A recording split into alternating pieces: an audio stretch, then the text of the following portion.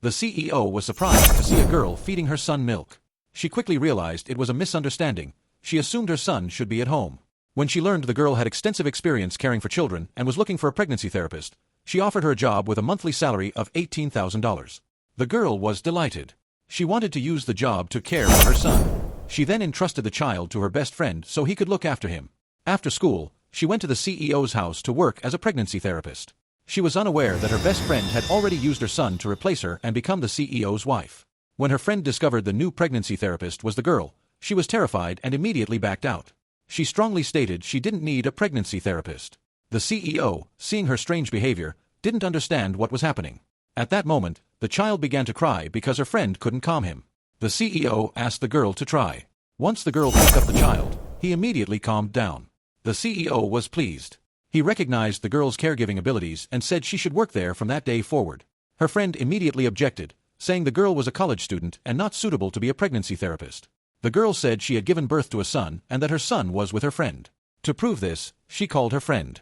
Her friend couldn't stop her, and her phone started ringing. The girl immediately began to suspect the CEO's wife's identity. The next moment, her friend lied and said it was an insurance company call and immediately hung up. The CEO noticed she was worried about meeting people all day, so he asked her what was wrong. The girl went back to school and went to a coffee shop for lunch. She found that she only had one menu left on her card, enough for just one dish. The staff noticed she was taking care of a child, so they gave her a free drink. But the other students didn't like her because she smelled of milk. She put her down and went to eat. Suddenly, her uncle and aunt were there. The girl was scared.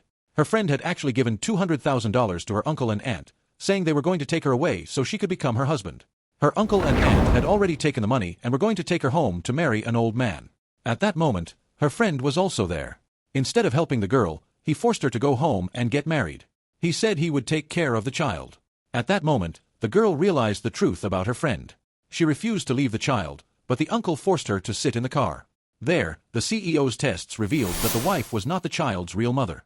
She had noticed before that when the girl held the child, her behavior would become strange, and the child would cry.